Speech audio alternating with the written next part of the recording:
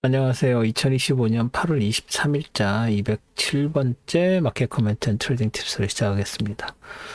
오늘도 CL, ES, NQ, 비트코인, 이더리움 순으로 진행하겠습니다. 그러면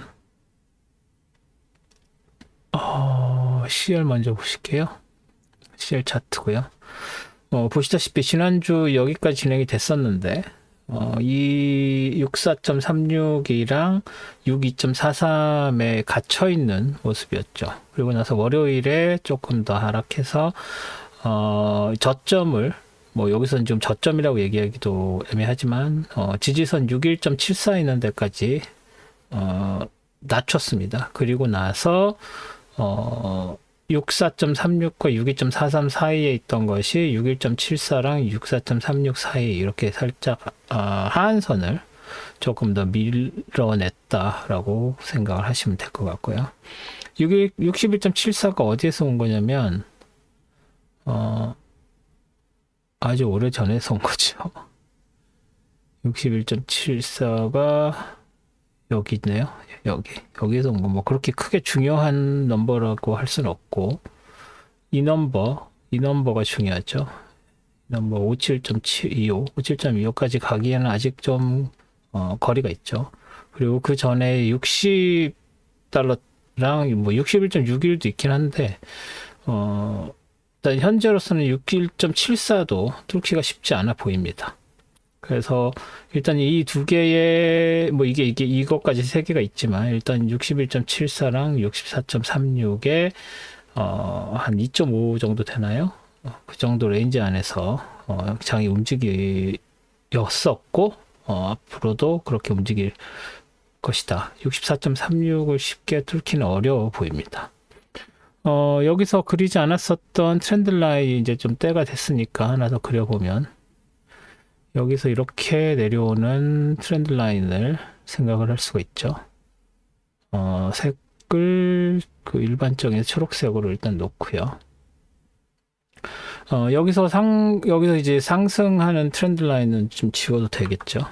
지우고, 이 위에서 이렇게 내려왔었던 거는 일단 레퍼런스 라인들로 일단 놔두고, 그리고, 이게 지금 이렇게 올라간다고 해도 지금 여기까지는 올라가지 않더라도, 여기서 이렇게 밑으로 옆으로 움직이다가 이 다운 트렌드 라인이 닿으면서 여기서 영향을 받아서 더 내려가서 61.74가 깨지는 타이밍은 여기서 갑자기 훅 내려오는 거기보다는 여기서 64.36을 못 넘고 옆에서 횡보를 하다가 9월 초 정도 됐을 때 여기서 2주 후 정도 되겠죠. 2주인가 1주 후 정도 되겠네요. 일주일 후에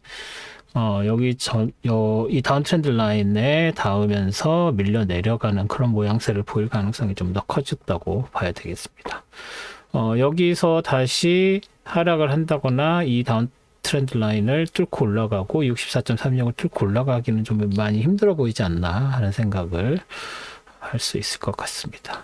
그리고 여기서 이렇게 올라가는 트렌드 라인도 뭐 다 지워졌고요. 좀 전에 지웠죠. 그래서 그런 것들 지웠고 위에서 내려오는 것들도 뭐 특별하게 생각할 수 있는 게 없죠. 여기서 전에 여러 개 말씀드렸었던 것 중에서 이제 로우 하이 레퍼런스 라인들은 좀 있었는데 이런 거 같은 경우에는 이렇게 하이로 레퍼런스 같은 것도 가능하다라고 말씀을 드릴 수가 있겠습니다. 여기서는 지금 당장 필요하진 않죠. 그리고 대부분의 경우는 로우 하이 같은 경우에는 미지의 영역, 그러니까는 그 역사상 고점 이런 거를 뚫고 올라가기가 좋죠. 그때 레퍼런스가 없기 때문이죠. 여기선 그래도 전고점이 있는 상황이긴 하지만 특히 주식 분석할 때는 로우 하이 레퍼런스가 굉장히 유용하게 사용이 됩니다. 하지만 하이로 레퍼런스도 아주 드물게 사용이 되는데 그 이유는 하이로 레퍼런스는 이 전 저점의 전 고점들이 이미 존재하는 경우가 대부분이기 때문이죠. 그래서 하이로 레퍼런스는 별로 사용이 되지 않는다는 것도 생각을 보실 수 있겠습니다. 그리고 여기서 이렇게 내려오는 다운 트렌드 라인이 있었는데 얘도 뭐 지금은 특별히 사용할 필요가 없어 보이네요. 그래서 이 다운 캔들 라인이 되게 중요한 라인이 되었다 정도로 말씀을 드릴 수가 있을 것 같습니다. 그래서 CL은 되게 많이 갇혀 있고, 특히 금요일 같은 오늘 같은 경우에는 63.93에서 63.31이면 지금 장 마지막 판에 조금 빠졌군요. 여기서 그래서 이 밑에서 이 저점과 고점을 연결한 데일리 볼라틸리티가 93에서 31이면 62인가요? 예. 데일리 볼라틸리티가 62 정도라면 이건 거의 트레이더들이 트레이딩을 해서 뭐 마진을 프로핏을 만들기가 거의 어려운 수준이라고 봐야 되겠죠. 그래서 이렇게 볼라틸리티가 드라이드업 된 상황에서는 특별히 어디로 움직인다라는 말을 할 수가 없을 것 같습니다. 상대적으로 수요일, 목요일 되게 길어 보이는데 이 길어 보이는 것들도 채 2달러가 안 되죠. 61.83이니까 1.24 1.24가 아니라 맞나요? 1.24네요. 네, 1.24 정도네요, 진짜로. 네, 2달러가 안 되는 거죠. 그런 상황이다라고. 그래서 되게 이 볼라틸리티가 적은 그런 마켓이 지금 되고 있다라는 것을 인지하시고 큰 포지션을 잡으시면 리스크 관리가 되게 어렵다 이렇게 말씀을 드릴 수가 있겠습니다. CL 이 정도로 정리하겠습니다. 다음은 ES네요. 네, 이제 ES랑 NQ는 오늘 할 얘기가 많겠죠. 일단 보시면 지난주 여기까지 그래서 신고점 만들고 내려왔죠. 그래서 음봉을 만들면서 6459.25 여기에서 지지를 받는 모습이라서 이 레인지가 계속 유지가 되거나 위로 치고 올라가거나 아래로 내려오거나 였죠. 그런데 월요일에 일단 안쪽에서 장이 시작이 됐고 도지를 만들었지만 화요일부터 밀려 내려오기 시작했죠. 뭐 여러 가지 이유가 있지만 뭐 잭슨홀 금요일날 오늘 있었던 잭슨홀 파월 의장의 잭슨홀 스피치 때문에 뭐 떨어졌다 이런 해석도 있었고, 또 다른 해석은 아무래도 AI에 기대서 장이 많이 오른 면이 있죠. 특히 NQ 같은 경우에는 AI 관련되어 있는 주식들이 거의 NQ 나스닥 100 지수의 웨이트의 거의 한 40% 이상, 50% 가까이 AI 관련된 주식들이 차지를 하고 있죠. 그래서 그런 부분들을 감안을 한다고 하면 AI가 너무 과평가된 거 아니냐, 이게 뭔가 닷컴 버블을 상기시키는 것 같은 그런 느낌의 거품이 아니냐 뭐 이런 이야기가 이제 조금씩 나오기 시작합니다. 그 이유는 굉장히 큰 투자들이 대부분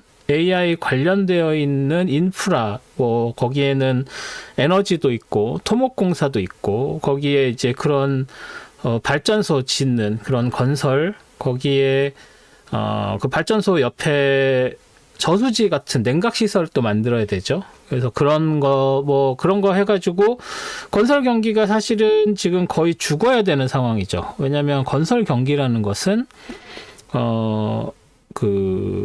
이자율에 굉장히 민감하죠. 그래서 어떤 캐피탈을 조달을 해서 건축 건설 프로젝트를 만들려면 그런 프로젝트 파이낸싱 같은 것들이 굉장히 중요한 수단이 됩니다. 그래서 그렇게 하다 보면 이자율에 민감할 수밖에 없고, 지금 기준금리도 높고 시중금리도 높기 때문에 그런 이자율이 높은 것에 의해서 프로젝트 파이낸싱들이 잘 되기 힘들고, 그런 새로운 프로젝트 만들어지고 이런 것도 어려운 상황인데, 그럼에도 불구하고 이 AI 관련된 쪽에서는 뭔가 확신을 가지고 어떤 돈을 끌어오는 때 어떤 이자 이런 거하고 상관없이 오히려 돈을 캐피털 측에서 액티브하게 이렇게 투자를 하는 그런 방식이 되면서, 아마 그런 프로젝트들이 없었으면 이번 그 1, 4분기, 2, 4분기의 GDP들이 마이너스가 됐을 거라는 분석들도 나왔죠. 그래서 그런 것들을 고려를 하면은 이런 AI 붐, 그리고 AI의 발전을 위한 투자, 그런 것들이, 그리고 그거에 따른 그 뭐 GPU라든지 뭐 그런 관련된 IT 관련된 하드웨어 쪽, 그리고 소프트웨어들 쪽으로 이제 그 포텐셜 때문에 오르고 뭐 이런 것들이 있어서 그런 것들의 투자가 굉장히 몰리고 있고, 그런 투자들이 거의 GDP를 끌어올리는데 큰 기여를 했다. 그런 것들 없었으면 GDP가 마이너스였을 것이다라는 얘기까지 있는 상황에서, 자, 이렇게 투자를 왕창 하고 돈이 거기에만 투자가 몰리는 이런 상황에서, 그러면 이런 투자가 과연 뭐 가깝건 멀건 미래에 수익을 갖다 줄 수 있느냐? 사실은 수익이 된다는 기대가 있기 때문에 거기에 투자를 하는 거죠. 그런데 투자한 만큼 뭐 누군가는 수익을 내겠지만 과연 모두에게 그러한 수익이 돌아가느냐? 이거에 대한 회의감, 그런 내용들이 이제 조금씩 지난주부터 좀 더 강조되기 시작해서, 물론 그런 얘기는 이전부터 있었지만 다들 무시를 하다가 이제는 그런 것도 생각을 해야 되는 때가 아닌가, 뭐 이런 이야기가 조금씩 나오고 있죠. 그리고 그 과정에서 그런 설비들이나 전체적인 관세에 영향을 받는 그런 것들이 뭐 철강이라든지 구리라든지 뭐 구리가 없으면은 전기 설비 이런 걸 할 수가 없고 발전 시설 만들 수가 없는 거죠. 그러니까 뭐 그런 식의 원자재들 가격 상승 이런 것들이 또 투자를 더 많이 해야 되는, 투자를 더 많이 할수록 어떤 미래의 수익이 고정돼 있다고 가정을 하면 투자 대비 수익이 줄어드는 효과가 난다. 뭐 이런 분석까지 나오기 시작을 했어요. 그래서 그런 부분들 때문에 빠졌다라는 게 일단은 분석입니다. 그런 상황에서 화요화수일 목요일까지 계속 빠져서 내려온 상황이 됐죠. 중간에 뭐 다시 이렇게 올라가긴 했지만 메인은 그런 거였죠. 그래서 그 시장에서는 그 파월 의장이 내지는 FOMC가 그 기조를 바꿔서 호키시하게 갈 것이다. 그 뭐 동결을 한다든지, 지금 9월 달에는 거의 90% 이상, 물론 이제 오늘 잭슨홀 스피치 있기 전에는 70%대까지 떨어지긴 했습니다만, 그런 이야기까지 나오기 시작을 한 거였죠. 그런데 결국은 잭슨홀 미팅 그 스피치에서 파월 의장이 뭐 일단 간단하게 설명을 드리면, 지금 현재까지 5년 동안 가지고 있었던 것들은 이제 레이버 마켓이나 이런 것들을 좀 더 중점적으로 보는 그런 거였는데, 그것보다는 이제 조금 더 펀더멘탈한 다른 부분들을 보겠다, 쉽게 얘기해서 말씀을 드리는 겁니다. 그래서 그런 얘기들이 나오고 지금까지 중점적으로 보고 그 판단을, 인플레이션이나 이런 전체적인 경제 회계의 그 흐름 이런 걸 파악했었던 측정치, 메저링에 대한 메소드를 전환을 하겠다라는 선언을 했습니다. 그래서 왜 지금까지는 이런 부분을 안 보느냐라고 했었던 부분이 있는데, 그 부분을 보는 쪽으로 전환을 한다는 얘기는 아무래도 그런 부분들을 보면 지금 현재 타이트하게 나와 있는 금리 정책이 좀 완화될 가능성이 있기 때문에 그런 쪽으로 전환을 한다는 것을 이제 긍정적으로 바라볼 수 있게 된 거죠. 그런데 여기서 문제는 뭐냐면, 그런 부분들도 지금 8월, 9월, 10월 이렇게 되면서 관세 영향 때문에 그런 부분들도 이제는 나빠질 가능성이 있어서, 그 또한 인플레이션이 될 수 있는, 그 물가가 오를 수 있는 요인으로서 작용을 하게 되면 그 데이터를 보고서도 이걸 봐서도 인플레이션이 계속 유지가 되고 더 오를 가능성이 있는 거다라고 판단이 된다면 FOMC는 내릴 수가 없는 거죠. 기준금리를. 네, 그러니까 그렇게 될 가능성도 없지 않습니다. 그래서 제가 글에도 썼고 페이스북에 올린 글에 댓글에도 썼지만 지금 9월 달은 거의 이제 기준금리 인하가 되는 걸로 나왔죠.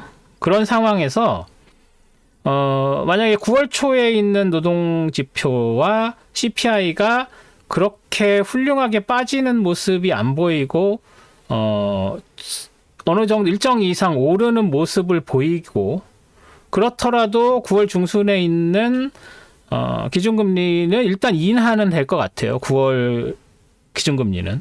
하지만 9월 초에 나오는 8월 지표 그리고 10월 초에 나오는 9월 지표 이런 것들을 보고 봤을 때 이게 뭔가 인플레이션이 관세 영향을 받고 향후에도 계속 받겠구나 하는 판단이 내려진다면 10월 말에 동결이 되고 그리고 그 이후에 11월, 12월까지 데이터가 축적된 것이 뭔가 확실하게 인플레이션이 그 관세 영향으로 크게 뛰지 않는다는 것을 보여주지 못하면 12월에도 동결될 확률이 없지 않다.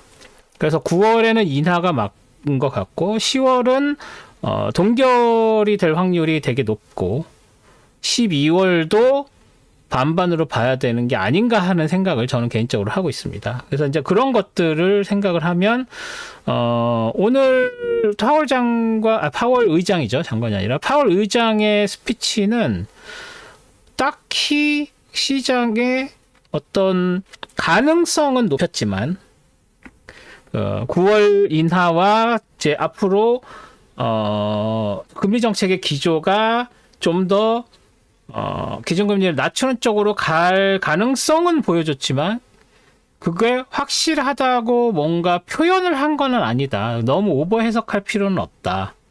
그리고 오버리액트 할 필요는 없다라는 게 제 개인적인 의견입니다. 그래서 그런 것을 볼 때 보시면 ES 같은 경우에는 지난주 금요일에 고점을 넘지는 못했죠. 물론 지난주 금요일 고점은 신고점이에요. 역사상 신고점입니다. 그렇지만 그 전에 이 레인지를 형성을 했었던 실질적인 이게 지금 니들이 이렇게 길게 올랐다 바로 빠졌잖아요. 그래서 실질적인 고점은 6502.50으로 봤다고 했어요. 거기까지 미치지 못한 상황이고요.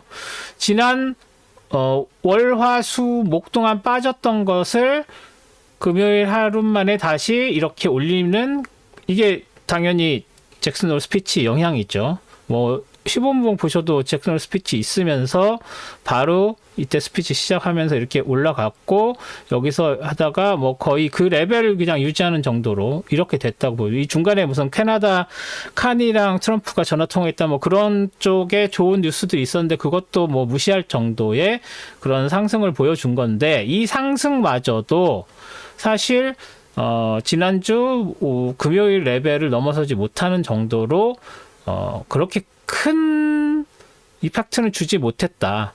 하지만 앞에서 말씀드린 그 AI 관련 주식들과 그것과 관련된 어떤 버블 가능성에 대한 시장의 안 좋은 컨센서스를 뒤집을 만큼의 그 효과는 주었다. 자, 그 다음이 중요하죠. 그럼 다음 주 화요일에는 그래 기준금리 내린대. 기준금리 내리는 것 때문에 우리는 계속 롱롱롱이야 하면서 쭉쭉쭉 올릴까요?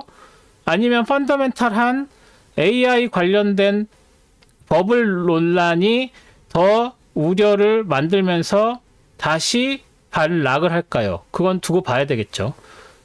그렇죠? 그리고 지금 여기서 트렌드 라인을 이렇게 하나 더 그릴 수 있는데 여기에 얘를 지우고 이걸로 이제 수정을 하는 거죠. 여기서 이렇게 수정을 해서 여기서 지지를 받았다고 보는 거죠.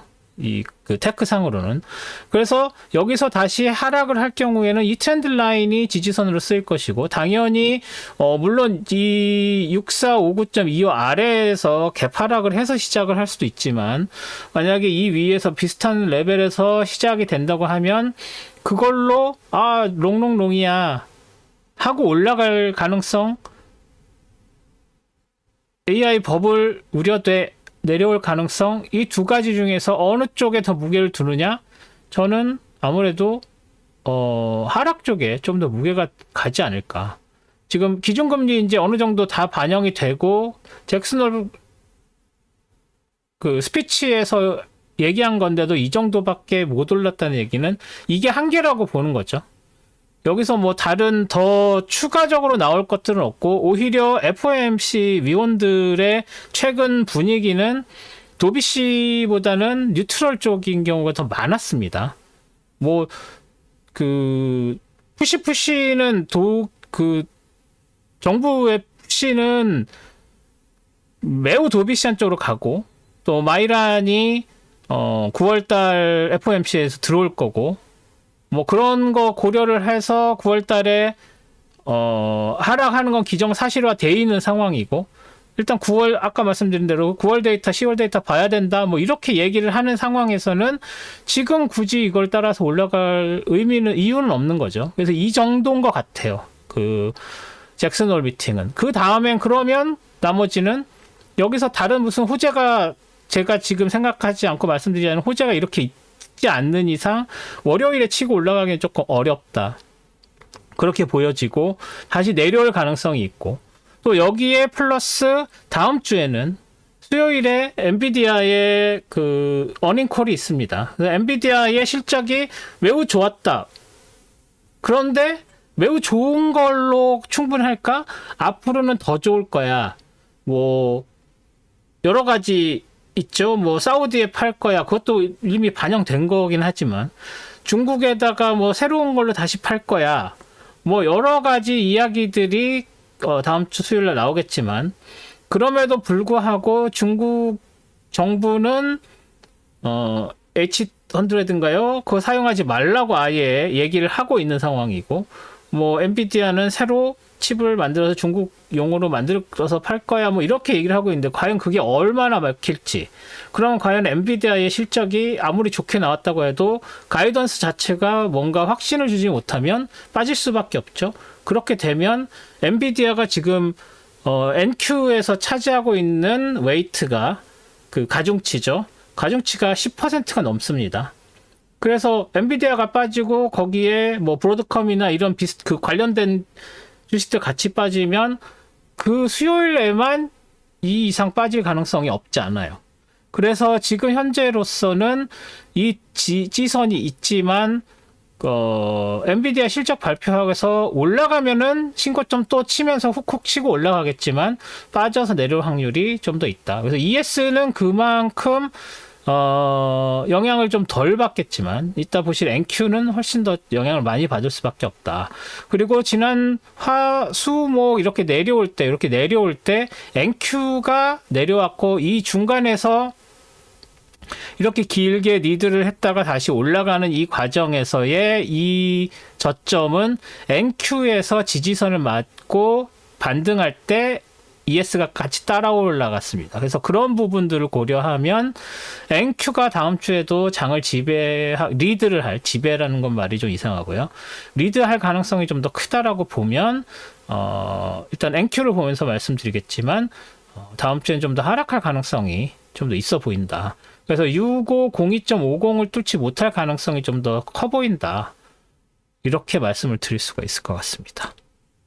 이 트렌드 라인이 그렇게 강해 보이지 않는다는 뜻이기도 합니다. 테크상으로는. 이런 거 필요 없는 거 지우고요, 이제. 네, 그래서 ES는 이 정도로 정리하겠습니다.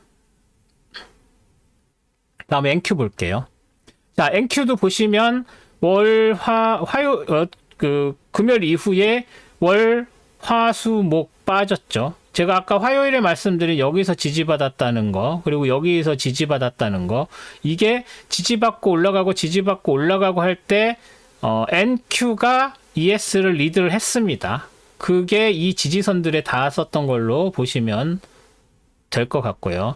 그리고 여기서 이렇게 트렌드 라인 있고 여기서 트렌드 라인 하나 더 그려주면 뭐 이 정도 트렌드 라인이 있는데 이거는 거의 비슷하니까 원래 있었던 걸로 유지하는 걸로 하겠습니다. 여기서 지지받고 올라갔다고 보고 여기서는 끌렸다라고 보는 거죠. 자, ES랑 NQ의 차이점은 ES는 떨어지는 게 이 정도까지만 떨어졌었죠. 월화수목금이. 그리고 나서 금요일에 반등하고 나서 여기까지 올라간 셈이 됐었습니다. 하지만 NQ는 빠지는 그 정도가 더 심하게 빠졌었죠. ES보다. 물론 빠진 건 맞는데 보시면 이렇게 올라가는 이 모멘텀이 그냥 살짝 꺾였다 정도지 이게 무슨 굉장히 큰 하락을 보인 게 아닙니다. 제가 다른 제 이제 새로 만든 블로그의 아카이브 찾아보시면 알겠지만 이게 어디까지 떨어진다? 2만 정도, 뭐 2만 2천 정도까지는 떨어져 줘야 이제 좀 떨어지기 시작하나? 그리고 여기까지는 내려와 줘야 이제 뭔가 떨어지나 보다라고 얘기를 할 수 있지. 여기서 이 정도 되고 뭐 여기 있는 트렌드 라인이 있는 것마저도 거의 걸쳐 있고 이 밑에서부터 올라오는 이 전체적인 트렌드를 봤을 때 이걸 지금 하락이라고 얘기하기는 굉장히 오버입니다. 그런 상황에서 다시 요거만 놓고 본다면 올라가서 이 정도 절반 정도까지 내려왔다가 다시 고점 직전까지 올라간 게 언제다? 뭐다? ES다.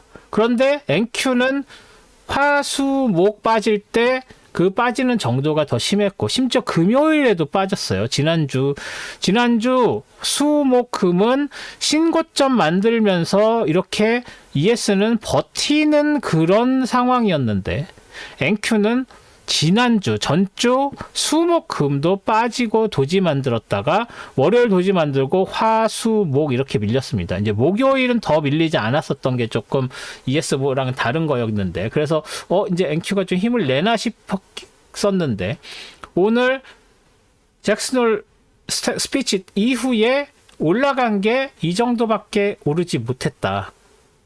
여기 위에 다시 말해서 7월 31일 고점 위로 올라가지 못했다. 이건 굉장히 중요한 이야기입니다. NQ는 올라가는데 저항을 받았다. 이게 무슨 저항선이 있는 건 아니지만 힘이 붙여서 올라가지 못하고 밀렸다라고 봐야 됩니다. 15분봉 보시면 여기서 치고 올라갔다가 그냥 옆으로 뭉개면서 끝난 거예요.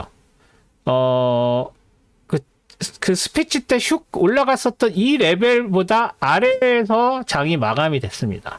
물론 이제 세틀먼트는 다르니까 이제 상승으로 됐지만 그죠? 그래서 자 그러면 여기서 어떻게 되느냐? 여기서 지지받고 올라갔는데 여기까지는 닿지도 못하고 여기에는 걸쳐 있는 상황.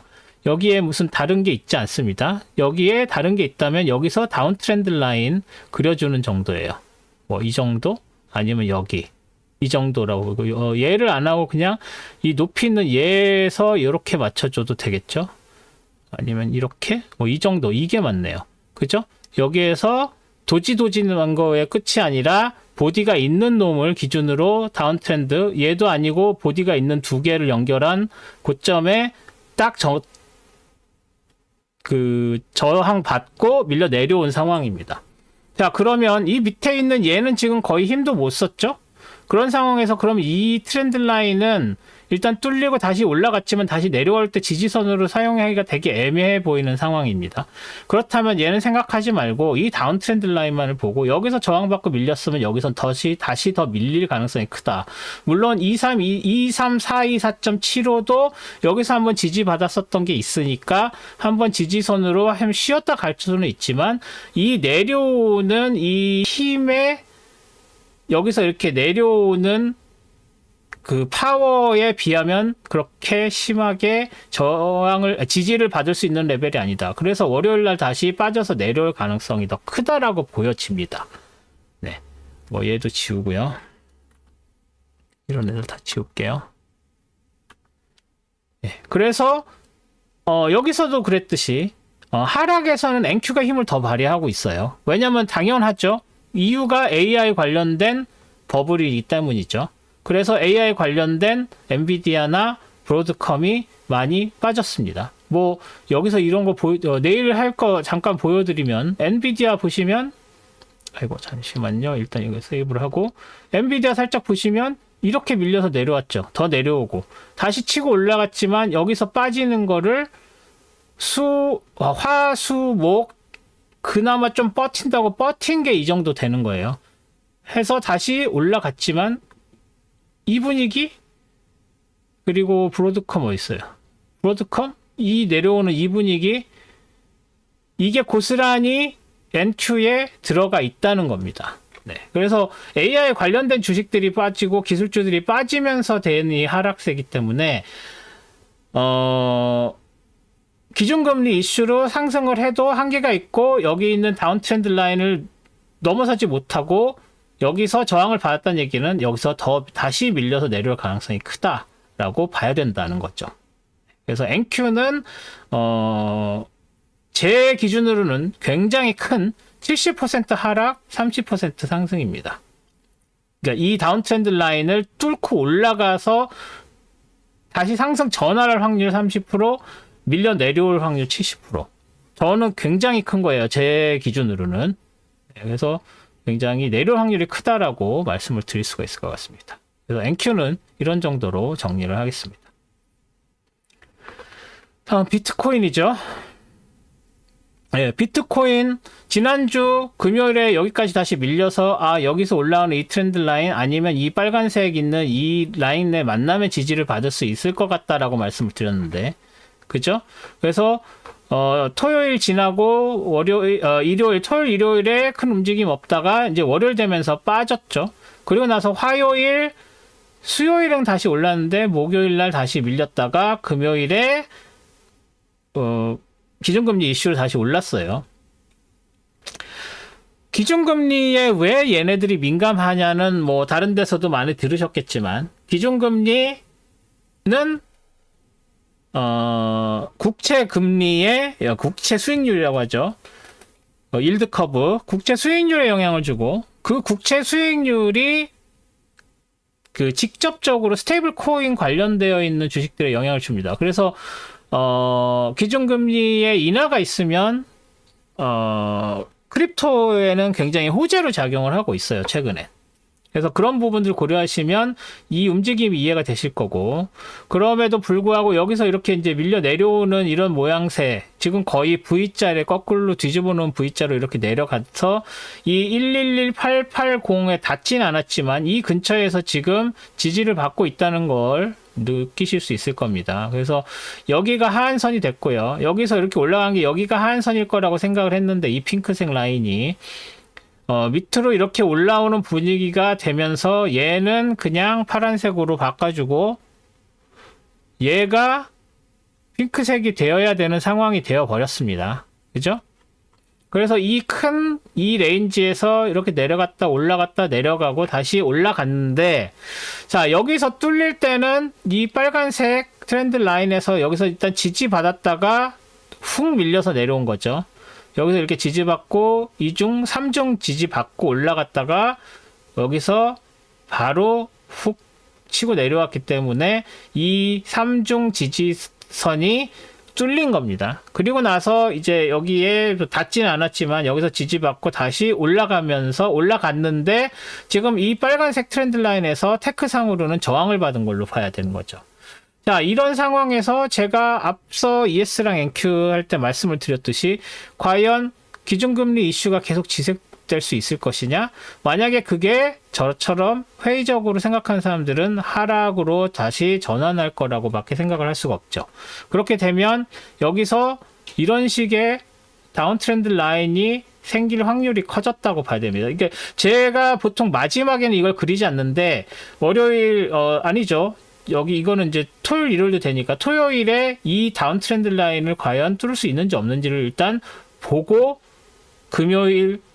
월요일 어떻게 되는지를 보아야겠다. 그리고 이 다운트렌드 라인 아직도 살아있죠.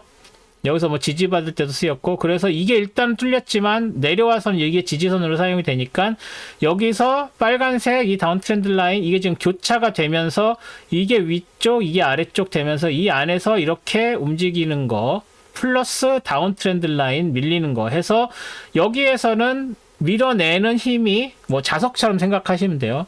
밀어내는 힘이 조금 더 커서 다시 이렇게 밀릴 확률이 크다. 그래서 여기에서 장이 토요일, 일요일 날 그리고 월요일에도 벌어질 확률이 크다 정도로 비트코인은 보는 게 맞을 것 같습니다. 비트코인과 이더리움은 지금 거의 따로 놀고 있어요. 그러니까 그것도 고려하셔서 비트코인 따로, 이더리움 따로 생각하시면 됩니다. 그래서 비트코인 이 정도로 정리하겠습니다. 마지막으로 이더리움 보면, 자, 이더리움 보시면 제가 여러 번 말씀드렸듯이 지금 그 시장을 움직이는 크립토 커런시 시장을 움직이는 메인 주역은 이더리움이죠. 뭐 볼륨도 그렇고 여러 가지 그렇습니다. 그래서 지난주에 여기까지 됐다가 여기서 밑에서 올라가는 로아이 레퍼런스 라인이죠. 이 색깔을 보면 로아이 레퍼런스 라인에서 지지받고 올라갈 것인지 하면서 지지를 엿보다가 토요일, 일요일에 월요일에 이제 훅 빠져서 내려왔고 이 트렌드 라인은 쓰레기 취급을 당했죠. 그래서 얘는 그냥 지워도 될 것 같고, 그래서 여기서 내려와서 4084.40에서 지지받았죠. 자, 여기서 지지받아서 아까 이 ES에 지지받은 거에 힘을 입어서 비트코인도 여기에서 지지선에 닿지 않았는데도 거기서 반등을 한 거라고 보시면 돼요. 수요일도 마찬가지. 그렇죠? 그리고 나서 올라가서 여기서 내려왔다가 금요일에 간을 본 거죠. 지금 목요일은 금요일에 있을 빅 이벤트의 간을 본 거라고 보시면 됩니다. 그런데 기준금리 인하 쪽으로 치우친 잭슨홀 미팅 결과가 잭슨홀 그 스피치 결과가 나오면서 여기서 바로 지지받고 튀어 올랐지만 결국은 4864.90 전 고점, 역사상 고점이 지금 이제 살짝 뚫렸어요. 역사상 고점을 살짝 갱신했지만 결국은 거기서 저항받고 밀려 내려온 꼴이 됐다고 보시면 됩니다. 이게 역사상 고점이에요. 그래서 역사상 고점이 갱신이 됐지만 다시 밀려 내려왔다라고 보시면 될 것 같고, 좀 전에 이더리움, 비트코인에서도 말씀드렸지만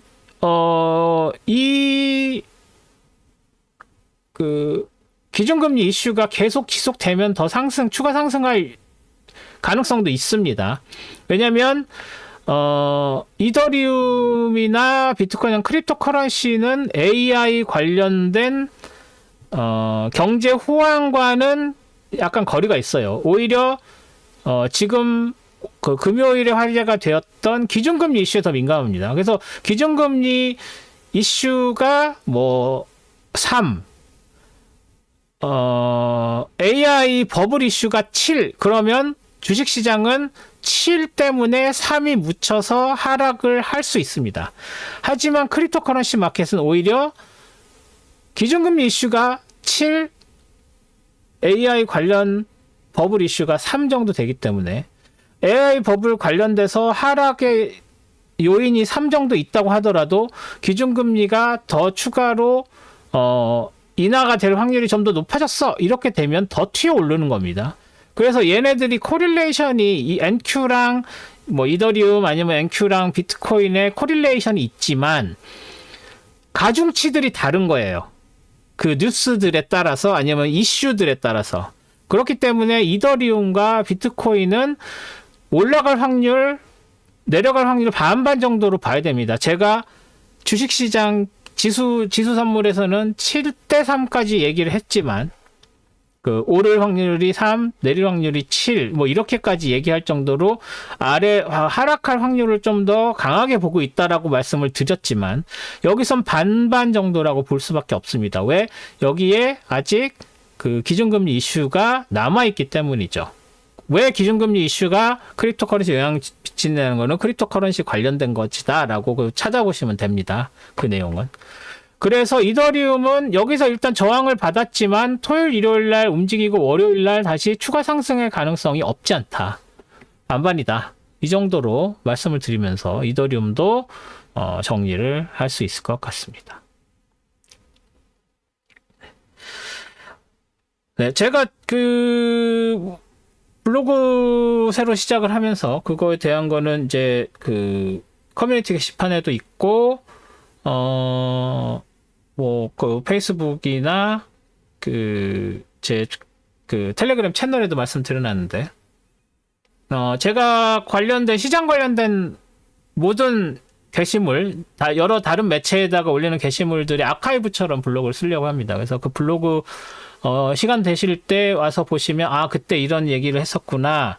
왜냐면은 그 필요한 얘기들은 날짜뿐만 아니라 영국 시간 C분까지 제가 체크해놨어요. 그래서 그 시점에서 제가 그렇게 생각을 했었다는 거 그런 것들을 나중에라도 찾아보시면서 아 그땐 그런 식으로 그런 의미가 있었구나. 그때 이 사람이 이런 식의 프레딕션을 했었구나. 내지는 분석을 했었구나. 이런 거를 봐주시면 될 것 같아요.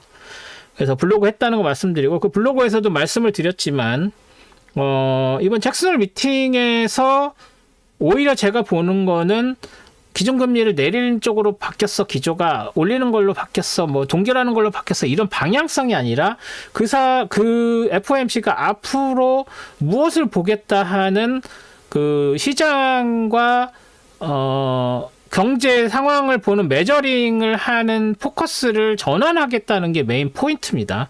그래서 그 전환한 포인트가 지금까지 봐왔던 매저를 했었던 포인트들에 반해서 인플레이션이 완화되고 있다는 시그널을 더 주는 쪽의 시그널을 보여주고 있다면 그것으로 인해서 기준금리가 지금까지보다 좀 더 낮아질 확률이 더 높아지는 거고 그게 그렇단 얘기인데 그래서 그렇기 때문에 오늘 그런 메저링 포인트들을 전환한다는 거에 시장이 환호를 해서 오른 거긴 한데 과연 그 데이터들이 다시 뭐 더 중점적으로 보기로 했던 그 데이터들이 과연 인플레이션의 하락을 가리키고 있느냐 그게 저는 개인적으로 회의적이에요.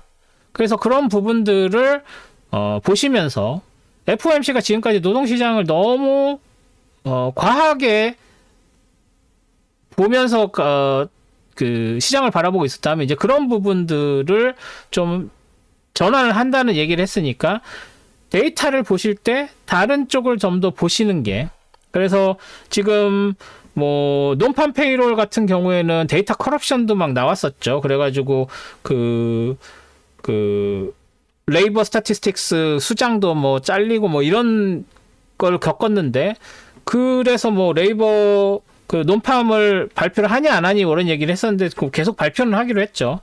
그런데 이제 그런 부분들에 있어서 노동시장의 그 중요도가 조금 더 떨어졌다고 보면 되고 그 외에 이제 다른 모네터리 관련된 쪽을 좀 더 보면서 밸런스를 어떤 식으로 잡아가는지 그런 거를 좀 더 뭐 어떻게 얘기해야 됐죠? 좀 더 중립적으로 보는 그런 식으로 전환한다고 하니까 그런 데이터들까지 챙겨서 레이트가 어떤 식으로 변할지를 예측을 하시면 될 것이라고 생각을 합니다. 네, 그래서 아마도 저 다음 그래서 이번 주는 이 정도로 마치고요. 다음 내일 그 스톡 차트 어널리시스에서 개별 주식들 그리고 지난주에 많이 떨어졌었던 그 기술주들 중심으로 무슨 일이 벌어져 있었는지 분석해 드리고 다음 주에는 어떤 식으로 전망이 되는지 그런 부분들을 체크하면서 내일 다시 찾아뵙도록 하겠습니다. 오늘도 동영상 시청해 주셔서 감사드리고